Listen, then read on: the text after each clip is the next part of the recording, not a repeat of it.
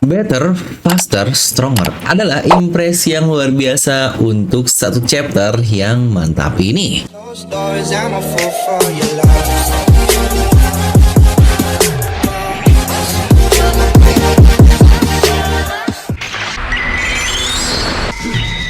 Nah, Gerci Blaster Review di sini kita akan membahas rangkuman lengkap untuk One Piece chapter 1091 setelah sekian lama akhirnya Admiral mulai beraksi lagi. Nah, jadi pastikan kalian tonton video sampai habis ya, agar tidak ada informasi yang miss dan juga setengah-setengah. Serta bantu subscribe juga buat yang baru masuk ke channel ini dan nyalakan bel notifikasinya ya. Serta sebelum masuk ke bahasan, sedang ada nih flash sale diskon lebih dari 50% buat Our Warrior of Liberation ini. Dari 120.000 lebih dari 50% hanya menjadi 56.000 saja, yang wah wadidaw banget. Harga 56.000 pula hanya berlaku untuk 56 pembeli tercepat saja.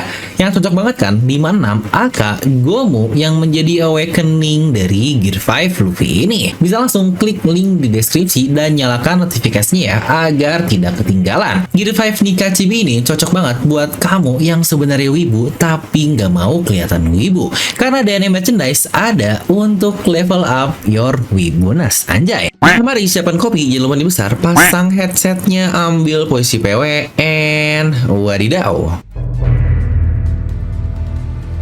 Nah, dimana judul untuk chapter 1091 ini adalah Sentomaru, seperti yang sudah kita dapatkan juga di spoiler kemarin. Dan untuk cover majalah dari Shonen Jump sendiri akan berisi serial tercinta kita alias One Piece yang menjadi cover utama dari majalah tersebut.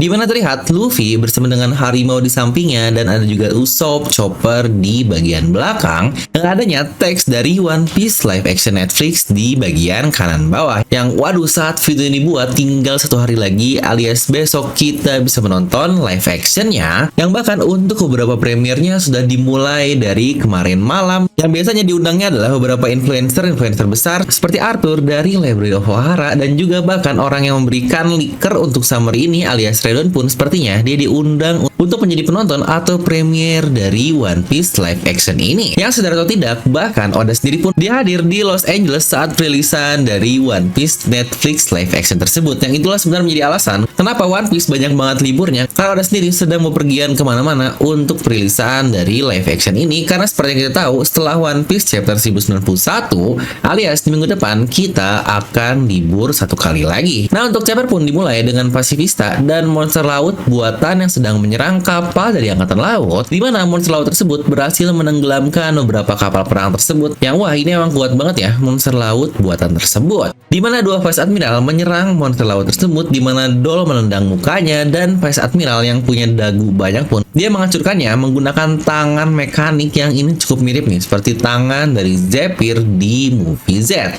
Yang wah gila kan, sebelumnya Kizaru ngancurin satunya doang itu sangat mudah sekali, bahkan sambil makan mie. Dan berpindah ke keadaan Sentomaru versus Kizaru di bagian dalam. Di sini Kizaru menendang Sentomaru dan seluruh tubuhnya pun terpental karena serangan tersebut. Kizaru pun bertanya, "Kenapa kau berpihak kepada bajak laut, Sentomaru-kun?" Dan Sentomaru pun menjawab, "Aku akan bergabung dengan siapapun yang mencoba menyelamatkan Paman Pang." Flashback singkat pun akhirnya dimulai saat Vega Pang, Kizaru, dan Sentomaru pertama kali mereka bertemu. Yang sebenarnya inilah hal yang sama persis dari apa yang kita dapatkan di SBS volume 106 lalu yang sudah saya bahas lengkap juga di satu video sendiri. Tetapi untuk bagian Sentomaru akan kita bahas singkat saja ya di bagian sini. Dimana Oda sebelumnya berkata, jika Angkatan Laut menerima adanya beruang ganas yang menyerang perkampungan manusia di suatu pulau, dan Vega Pang diminta untuk mengecek hal tersebut dan menyiapkan beberapa sistem yang akan digunakan untuk melawan beruang ganas itu. Tetapi ketika Angkatan Laut menginvestigasi gunung berbahaya tersebut, mereka malah bertemu seorang bocah yang mengalahkan semua beruang dengan semuanya itu. Dan dia bahkan menjadi bos dari gunung tersebut, yang ternyata bocah itu adalah Sentomaru. Alasan dia diusir dari perkampungan karena perlakuan kasarnya ketika dia masih bocah. Terpukau dengan kemampuan ini, Vega Pang akhirnya membawa bocah tersebut untuk menjadi bodyguardnya. Itulah yang kita dapat dapatkan di SBS 106 lalu yang ternyata angkatan laut yang menemani Dr. Vegapunk adalah Admiral Kizaru ini. Yang dari sini sudah cukup terlihat ya drama yang diciptakan untuk chapter ini yang wajar kenapa judulnya adalah Sentomaru. Tapi dari kata Sentomaru yang memang masih bocah juga dan dia minta dilatih oleh Kizaru, yang berarti momen guru dan murid muncul lagi nih di bagian ini seperti Garp dan Kuzan yang sudah berakhir di beberapa chapter lalu.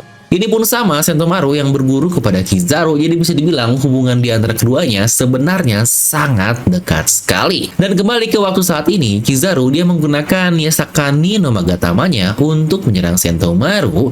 Dan setelah itu, Sentomaru menggunakan Azigara Dokoinya untuk menyerang Kizaru, tetapi Kizaru berhenti menggunakan kemampuan buah iblisnya sambil berkata, "Saya pikir kau itu sekuat diriku, tetapi pertahananku tidak akan kalah oleh dirimu." Setelah itu pun Sentomaru akhirnya dikalahkan oleh beam dari Kizaru dan akhirnya Kizaru menggunakan chip komandonya untuk memerintah pasifista dan membuat mereka semua menghancurkan monster laut buatan Vegapunk. Dia pun berkata, "Misiku sudah selesai, Sentomaru kun, saya harap bisa menolongmu bersama dengan your Punk Record dan Power Plant." Kita pun sini mendapatkan close up dari muka Kizaru dan dia benar-benar sangat serius dan marah yang tidak seperti biasanya selalu kita lihat, karena bukankah Kizaru ini terkenal karena selalu kalem. Kira-kira dia ngamuk dalam konteks apa? Bukankah itu sangat menarik sekali? Kita pun akhirnya berpindah ke bagian luar dari Labopes. Di sini terlihat Vega Force sudah membawa Sunny ke bagian lain pulau, yang di saat bersamaan juga Kizaru dia berhasil terbang melewati barrier tersebut. Yang benar saja karena dia cahaya, makanya laser tidak akan mempan terhadap Kizaru ini. Dan di bagian dalam lab, Lucci tiba-tiba mencoba menyerang Vegapunk yang sepertinya masih dalam mode meretas password dari Yok di chapter lalu. Tetapi itu sih dia berhasil menahan dengan tubuhnya. Di sini Sanji pun dengan gercep mengambil senjata bubble dari Nami dan menjebak Kaku di dalam bola bubble tersebut. Dan saat itu Zoro dia menyerang Lucci, di mana keduanya melewati dinding dan terbawa keluar dari lab tersebut. Di mana di halaman terakhir kita melihat Kizaru ia mengikuti Vega Force yang sedang terbang dan tiba-tiba Luffy pun muncul dan menendang Kizaru sambil berkata, "Kizaru, kita 100 kali lebih kuat dari 2 tahun yang lalu." Dan chapter pun berakhir di sana yang wah ini wadidau banget. Yang sebenarnya cukup banyak sih yang bisa kita bahas dari satu chapter ini, dan yang menarik adalah sadar atau tidak, 100 kali lebih kuat dari kata-kata Luffy ini sangat mirip seperti apa yang dikatakan Shaki kepada kru topi jerami 2 tahun yang lalu di Sabondi Archipelago, yang lagi-lagi sangat pas dengan momen ketika seluruh kru topi jerami dikalahkan dengan sangat mudah oleh Kizaru. Yang tentu saja orang yang dimaksud oleh Shaki itu adalah Silver's Rayleigh. Apakah ini akan menjadi foreshadow di mana Rayleigh versus Kizaru yang terjadi di Sabondi, tetapi versi fullnya akan dimunculkan di bagian sini terutama oleh anak didiknya yaitu Luffy. Yang lagi-lagi banyak banget kan kita melihat momen guru dan murid di beberapa chapter akhir-akhir ini. Nah tapi ini juga nih yang selalu jadi salah pola pikir dari pembaca. Banyak yang bilang, iyalah Luffy dan kawan-kawan mah masih muda bang, jadi perkembangannya tidak terbatas dan terus meningkat. Sedangkan karakter-karakter sekelas Jinbei, Rayleigh, Kizaru dikiranya kemampuannya bakal gitu-gitu aja. Terutama ketika masuk ke momen time skip, di mana banyak yang berpikir linear kalau yang berkembang itu cumalah kru dari topi jerami saja, tetapi untuk dunia lain dibilangnya jalan di tempat sajalah, alias mereka gitu-gitu doang. Padahal One Piece ini serial yang perkembangannya terjadi secara paralel. Makanya kenapa para supernova pun bisa menjadi sangat kuat seperti Kid, Law, dan yang lainnya. Karena lagi-lagi masing-masing dari mereka ikut berkembang selama waktu time skip tersebut. Dan untuk Kizaru pun saya merasa dia belum cukup tua kok untuk masuk ke fase penurunan dari kemampuannya. Jadi dia masih bisa terus lebih baik lagi. Mungkin ini akan saya ambil ya contoh grafik dari produk life cycle, di mana perkembangan anak-anak muda itu tentu saja mereka masuk di tingkat growth karena mereka akan berkembang dan meningkat dengan sangat cepat sekali, di mana mereka bergerak lebih cepat, lebih baik. Tetapi pastinya untuk case dari Kizaru, lawannya sudah masuk ke tahap maturity yang berarti berada di peak atau puncak dari kemampuan mereka. Ya ibaratlah saat Roger menjadi Raja Bajak Laut di usia 50-an atau mungkin Shirohige ketika di masa primanya, yang mereka masih terus meningkat seperti panah yang ditandai seperti dari gambar tersebut bisa kalian lihat. Dan ketika sudah semakin berumur lah atau entah ada penyakit yang diderita, maka penurunan pun akan terjadi dari kemampuan yang mereka miliki dan itu masuk ke fase decline seperti yang kalian lihat di gambar tersebut.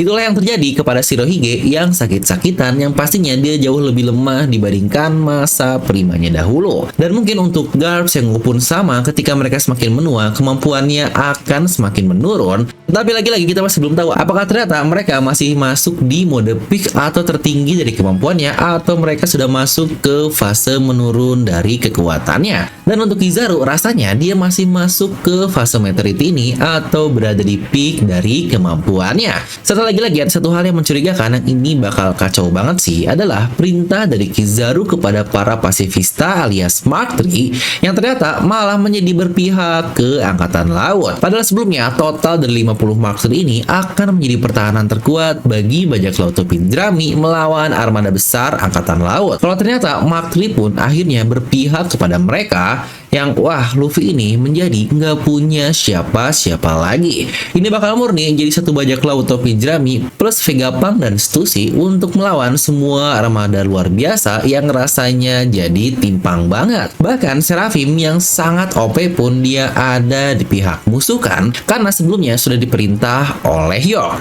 Yang aduh, kira-kira ini bakal kayak gimana kelanjutan dari arc Egghead ini, serta Kizaru yang terlihat marah pun sebenarnya dia marah kepada siapa. Untuk bagian ini semuanya akan kita coba di video review nanti ya, hari Jumat. Jadi pastikan kalian subscribe dan nyalakan bel notifikasinya agar tidak tertinggal dunia peruan pisan dari channel Devil No Mi. Nah, jadi itu untuk video kali ini. Kalian bisa tuliskan pendapat kalian di kolom komentar di bawah, dan seperti biasa semoga kalian terhibur dengan video ini. Like aja kalian suka, dislike aja kalau suka, jangan lupa untuk subscribe dan juga share video teman kalian. Gue Devil pamit, and I'll see you guys next time.